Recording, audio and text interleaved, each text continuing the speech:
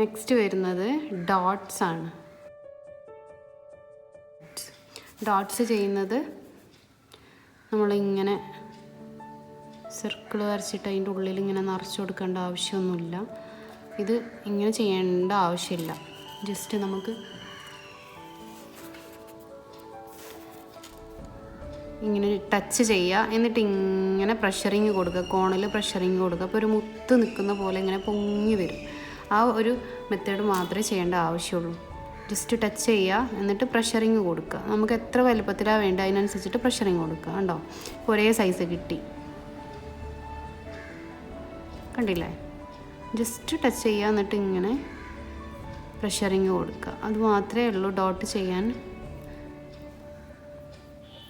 നമ്മളിങ്ങനെ കറക്കി കൊടുക്കുകയൊന്നും വേണ്ട, ജസ്റ്റ് പ്രഷറിങ് ചെയ്യാം. ഇനി നമുക്ക് ചെറിയ ഡോട്ട് വേണമെന്നുണ്ടെങ്കിൽ കുറച്ച് പ്രഷറിങ് കൊടുത്താൽ മതി.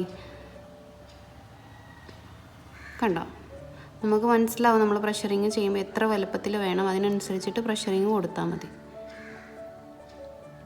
അപ്പോൾ ഒരു മുത്ത് നിൽക്കുന്ന പോലെ നിൽക്കും. ഇനി നമുക്ക് ഇതാ ഇങ്ങനെ ഒന്ന് വലുത് കൊടുത്തു, അതിലും ചെറുത് കൊടുത്തു, അങ്ങനെ ഇങ്ങനെയും നമുക്ക് പ്രഷറിങ് അനുസരിച്ചിട്ട് ചെറുതാക്കിയിട്ടും കൊണ്ടുവരാം.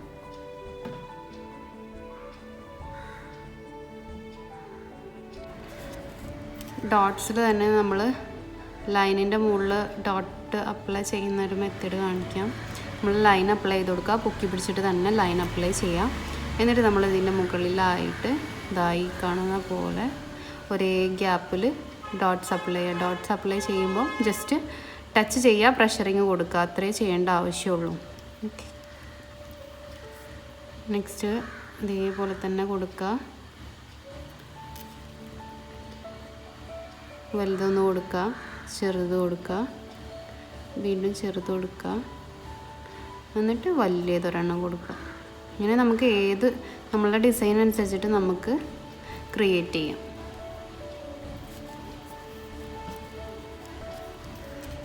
വേറൊരു മെത്തേഡ് കാണിക്കാം. ലൈൻ അപ്ലൈ ചെയ്യാം, എന്നിട്ട് തൊട്ട് മുകളിലായിട്ട് ഡോട്ട്സ് അപ്ലൈ ചെയ്ത് കൊടുക്കുക ഒരേ ഗ്യാപ്പിൽ. തൊട്ട് മുകളിലായിട്ട് ഇങ്ങനെ കൊടുത്തു. ഇനി അതേപോലെ തന്നെ ജസ്റ്റ് താഴെ ആയിട്ട് നമ്മളിതാ ഇങ്ങനെ അതേ സൈസിലുള്ള ഡോട്ട് തന്നെ കൊടുക്കുക. കണ്ടില്ലേ? അപ്പം ഇങ്ങനെ കിട്ടി. ഇനി വേണമെങ്കിൽ നമുക്ക് ലൈൻ അപ്ലൈ ചെയ്തിട്ട്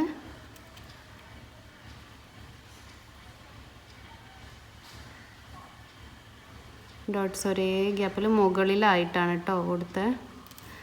അതിൻ്റെ തൊട്ട് താഴെയും വേണമെങ്കിൽ നമുക്ക് കൊടുക്കാം.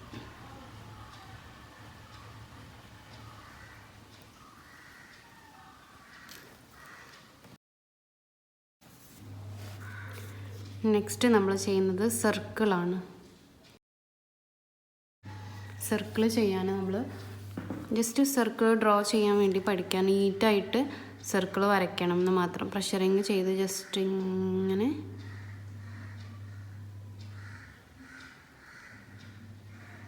ടച്ച് ചെയ്ത് കൊടുക്കാം.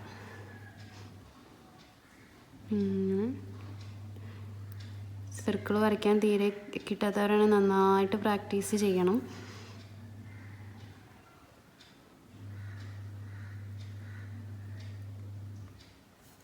കണ്ടോ, ഇതേപോലെ നമുക്ക് ചെറുത് വേണമെങ്കിൽ ചെറുത് ചെയ്യാം, വലുത് വേണമെങ്കിൽ വലുതും ചെയ്യാം. നമ്മൾ ആ ഡിസൈൻ ക്രിയേറ്റ് ചെയ്യുമ്പം അതിനനുസരിച്ചിട്ടാണ് നമ്മൾ സർക്കിൾ വരയ്ക്കുക. സർക്കിളൊക്കെ നന്നായിട്ട് പ്രാക്ടീസ് ചെയ്യാം. കണ്ടോ, ഇതാണ് സർക്കിൾ. സർക്കിൾ വരയ്ക്കുമ്പം നമുക്ക് ടച്ച് ചെയ്തിട്ടും വരയ്ക്കാം, ടച്ച് ചെയ്യാതെയും വരയ്ക്കാം. നമ്മുടെ ഈസി ഏതാണ് അതേപോലെ ചെയ്യാം. പിന്നെ ടച്ച് ചെയ്തിട്ട് വരയ്ക്കുമ്പോൾ ഒരുപാട് ഇങ്ങനെ ടച്ച് ചെയ്തിട്ട് ഡിസൈന് ചിലരൊക്കെ വരയ്ക്കുമ്പോൾ അതാകും. ഇങ്ങനെ വരരുത്. ഇതിങ്ങനെ അവിടെ മെഹന്തി വരാതെ വരുമ്പോൾ അത് തെറ്റാണ്, കാണാൻ ഭംഗി ഉണ്ടാവില്ല. അപ്പോൾ നമുക്ക് എന്ത് ചെയ്യും, ഒരേപോലെ ഇങ്ങനെ മെഹന്തി എല്ലായിടത്തും കിട്ടണം. അപ്പം അധികം ടച്ച് ചെയ്യരുത്.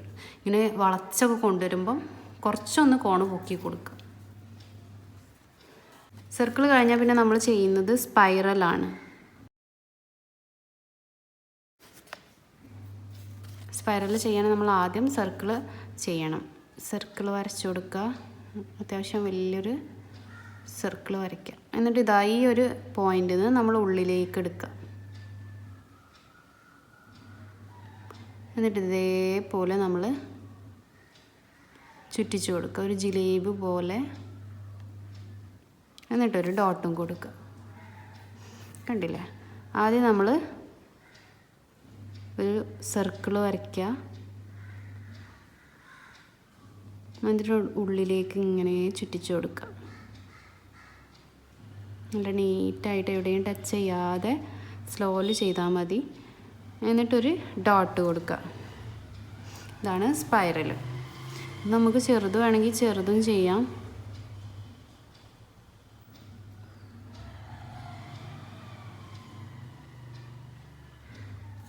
കണ്ടോ?